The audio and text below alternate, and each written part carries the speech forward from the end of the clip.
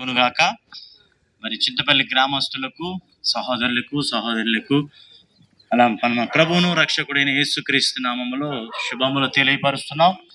దేవుని మహాకృపను బట్టి ఈ గ్రామ ప్రజలను ప్రేమించి ప్రభువు మీ కొరకు ఆయన కలవరి శిలువలో ప్రాణం పెట్టాడు. కాబట్టి మీరు ప్రభువును తెలుసుకోవాలని, ఆయన నిత్య రాజ్యంలో వారసులు కావాలని ఆయన బిడ్డలము, ఆయన దాసులమైన మమ్మల్ని గ్రామానికి పంపించడం జరిగింది. కాబట్టి ప్రతి ఒక్కరూ ఈ మాటలు వినవలసిందిగా ప్రభు పేరట తెలియపరుస్తున్నాం. ప్రభునందు ప్రియులారా, ఈ లోకములో మనము కేవలము యాత్రికులము, పరదేశులం. ఈ లోకము శాశ్వతము కాదు. ప్రభునందు ప్రియులారా, మనకు ఒక రాజ్యం ఉంది. అదే పరలోక రాజ్యం, నిత్య రాజ్యం. కాబట్టి ఆ పరలోక రాజ్యంలో మనం వెళ్ళాలంటే మనము నేరుగా వెళ్ళడానికి ఆస్కారం లేదు. ఎందుకంటే మనము అనాది సంకల్పంలోనే ఆదాము అవ్వ ద్వారా పాపంలో పడిపోయి ఉన్నాం.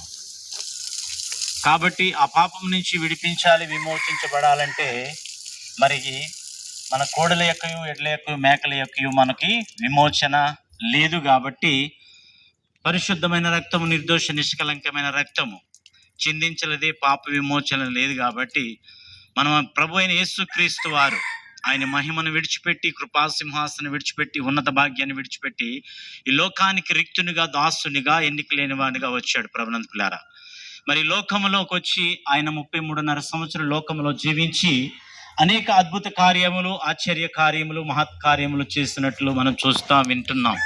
ప్రభునందు ప్రియులారా, అనేక మంది వారు గుడ్డివారు చూపును పొందినవారు, కుంటివారు నడిచారు, అలాగే చనిపోయిన వారు లేచారు, అలాగే జ్వరముతో ఉన్నవారు స్వస్థపరచబడ్డారు. అనేక అద్భుత కార్యాలు ప్రభు చేసి ఉన్నాడు. మరి ఇశ్రాయేలు కాలంలో ఎర్ర సముద్రం 2 పాయలుగా చేశాడు. అలాగే ఆకాశము నుంచి మన్నాను కురిపించాడు. విస్తారమైన బండ నుంచి జలధారలతో తృప్తిపరిచాడు. ప్రభునందు ప్రియులారా, కాబట్టి ఈ లోకంలో ప్రభువు చేయలేనిదంటూ ఏమీ లేదు. సమస్తము చేసి ఉన్నాడు. ఎందుకొరకు? నా కొరకు.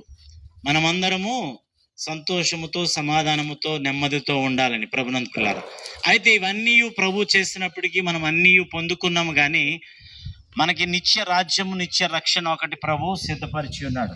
దాన్ని మనము అలక్ష్యం చేసి ప్రభు నుండి దూరం అయిపోయాను. మరి తండ్రికి మనకి మరి అపవాది మధ్యగా ఉండి తండ్రి ఇంటికి చేరకుండా అనేక శ్రమల గుండా, బాధల గుండా, కష్టాల గుండా, ఇరుకుల గుండా తీసుకెళ్తున్నప్పుడు మనము తండ్రికి సమీపంగా ఉండలేకపోతున్నాం. అయితే తన ప్రియకుమారుడి లోకానికి వచ్చాడు. ఎలాగా?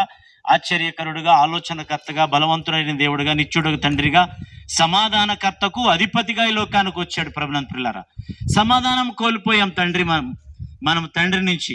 ఆ సమాధానమే ప్రభు అయిన యేసుక్రీస్తు మనకి ఇవ్వడానికి లోకానికి లోకరక్షకుడిగా వచ్చాడు. ప్రభునందు ప్రియులారా, ఏదైతే మనం సమాధానము కోల్పోయామో ఆ సమాధానము తన ప్రియ కుమారుడు ద్వారా మనకి ఇవ్వటానికి ఈ లోకానికి వచ్చాడు.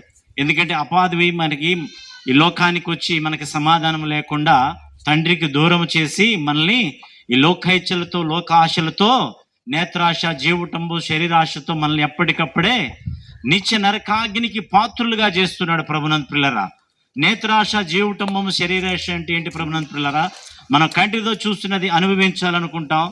అలాగే చేతులతో చేయాలనుకున్నది చేసుకుంటూ వెళ్ళిపోతాం. అలాగే పాపముతో నడవాలనుకున్నది నడుచుకుంటూ పోతూ ఉంటాం. దీని ద్వారా మనం పాపానికి సమీపముగా ఉండి మనము నిత్యత్వానికి దూరం అయిపోతున్నాం. ప్రభునందు ప్రియులారా, అయితే ప్రభునందు ప్రియులారా, ప్రభు అయిన యేసుక్రీస్తు వాటి నుంచి మనల్ని విమోచించి, విడిపించి, రక్షించడానికి ఆయన ప్రియకుమారుడుగా, మధ్యవర్తిగా వచ్చాడు.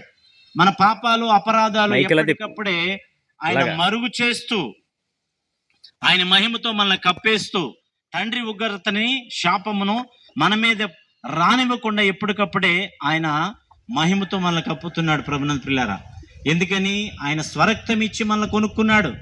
ఆయన సొత్తుగా మనల్ని చేసుకున్నాడు. ఆయన ప్రజలుగా మనల్ని చేసుకున్నాడు.